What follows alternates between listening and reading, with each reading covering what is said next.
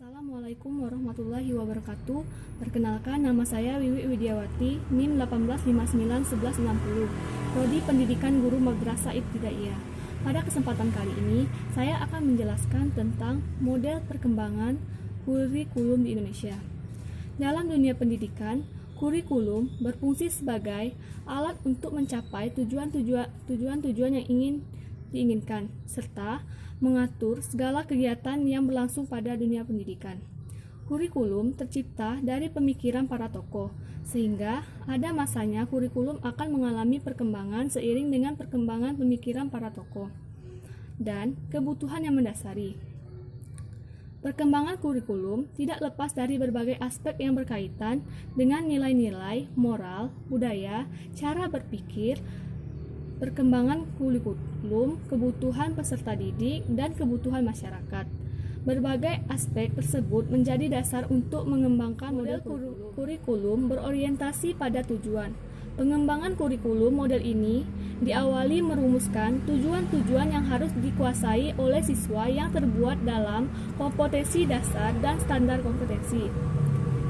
Penetapan kompetensi dasar dan kompetensi dasar oleh Badan Standar Nasional Pendidikan.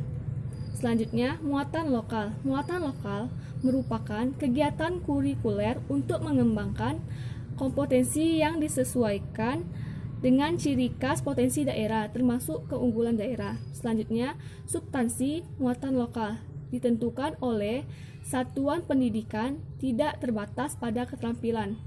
Secara khusus, muatan lokal bertujuan agar peserta didik mengenal dan menjadi lebih dekat dengan lingkungan alam, sosial, dan budayanya.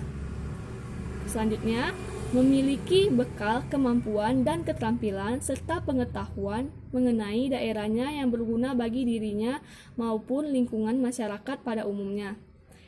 Selanjutnya, memiliki sikap dan perilaku yang selaras dengan nilai-nilai aturan-aturan yang berlaku di daerahnya serta melestarikan dan mengembangkan nilai-nilai luhur budaya setempat dalam rangka menunjang pembangunan daerah.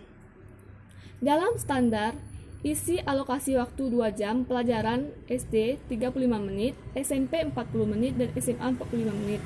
Ruang lingkup mulok yaitu A. Mulok, bahasa daerah, bahasa asing, kesenian, daerah, keterampilan, dan kerajinan, adat istiadat, pengetahuan tentang karakteristik lingkungan sekitar, dan hal-hal yang dianggap perlu di daerahnya. Mulok wajib diberikan pada jenjang pendidikan dasar, menengah, dan juga menengah. Wilayahnya kecamatan beberapa yang sama, karakteristiknya kabupaten, kota, provinsi. Adapun pelaksanaan kurikulum muatan lokal, yang pertama persiapan, pelaksanaan pembelajaran, dan hal-hal yang harus diperhatikan dalam kurikulum muatan lokal, yaitu pengorganisasian bahan. 1. Hendaknya sesuai dengan tingkat perkembangan siswa, cara berpikir, perkembangan sosial, dan emosional. 2. Dipilih yang bermakna dan bermanfaat dalam kehidupan sehari-hari. 3. Bersifat fleksibel, memberikan keluasan bagi guru dalam memilih metode dan media pembelajaran. Keempat, mengacu pada pembentukan kompetensi dasar secara jelas. Pengelolaan guru. 1. Memperhatikan relevansi antara latar belakang pendidik dengan MP yang diajarkan. Yang kedua, diusahakan yang pernah mengikuti penataran, pelatihan, atau kursus tentang mulok. Selanjutnya, pengelolaan sarana pembelajaran. 1. Memanfaatkan sumber daya yang terdapat di lingkungan sekolah secara optimal. 2. Diupayakan dapat dipenuhi oleh instansi terkait. Selanjutnya, evaluasi dalam mulok. Evaluasi program kurikulum mulok, repetitif evaluation, formatif evaluation, dan sumatif evaluation.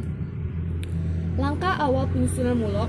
Pertama, identifikasi keadaan dan kebutuhan lingkungan daerah, identifikasi potensi satuan pendidikan, menentukan muatan lokal, menyiapkan perangkat dan sarana pendukung muatan lokal, menyusun SK dan SD dalam silabus, kerjasama dengan pihak lain. Penyusunan SK dan SD. Perkembangan RPP dan penilaian. Baiklah, itulah materi yang dapat saya sampaikan. Lebih dan kurang saya mohon maaf. Saya akhiri. Wabillahi taufiq wal hidayah. Wassalamualaikum warahmatullahi wabarakatuh.